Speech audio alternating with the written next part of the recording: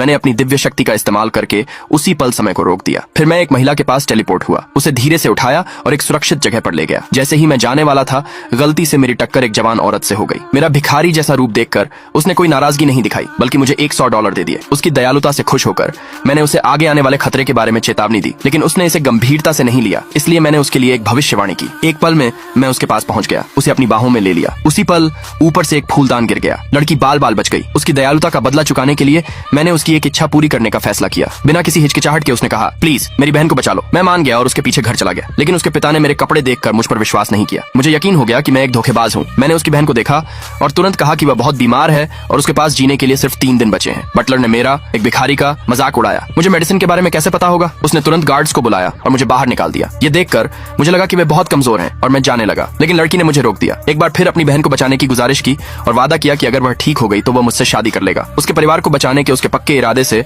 मैं फिर नरम पड़ गया। मैं मरीज के पास गया, अपनी ताकत से माहौल शांत किया, फिर हल्के से उंगलियां छटकाई। लड़की के आसपास का डरावना माहौल धीरे धीरे कम होने लगा। सब लोग हैरानी से देख रहे थे। जैसे ही उन्हें लगा कि वह ठीक हो गई है, मैंने कहा कि वह बीमार नहीं है, बल्कि उस पर कोई श्राप है। मैंने उसे पानी में डाल दिया। श्राप को मिटाने के लिए दिव्य शक्ति का इस्तेमाल किया। जैसे ही एक काली शक्ति निकली, मैंने उसे पकड़ लिया और उसे तुरंत गायब कर दिया। लेकिन कमरे के बाहर शक बढ़ गया और उन्होंने अंदर घुसने की कोशिश की। लड़की ने उन्हें रोकने की कोशिश की। उसे पक्का यकीन था कि मैं उसकी बहन को बचा सकता हूँ। फिर भी उसके पिता ने दूसरों के कहने पर जबरदस्ती घुसने के लिए एक एक्सपर्ट को बुलाया, लेकिन कोई भी मेरी दिव्य दीवार को तोड़ नहीं सका, क्योंकि वे फिर से हमला करने की तैयारी कर रहे थे। मैंने दरवाजा खोला और बताया कि मरीज ठीक हो गया है। फिर भी किसी को यकीन नहीं हुआ जब तक कि लड़की ने धीरे धीरे अपनी आंखें नहीं खोली। ये देखकर मैं जाने को तैयार हुआ, लेकिन लड़की ने मुझे रोक दिया। वो अपना वादा निभाना चाहती थी और मुझसे शादी करना चाहती थी। मैंने तुरंत मना कर दिया, क्योंकि मैंने उसकी बहन को सिर्फ उसकी दयालुता, परिवार के प्रति उसके निस्वार्थ समर्पण की वजह से बचाया था, किसी और मकसद से नहीं। फिर मैं मुड़ा और चला गया। सच्ची अच्छाई कभी कीमत या इनाम का हिसाब नहीं लगाती। दूसरे पार्ट के लिए कमेंट में यस लिखे।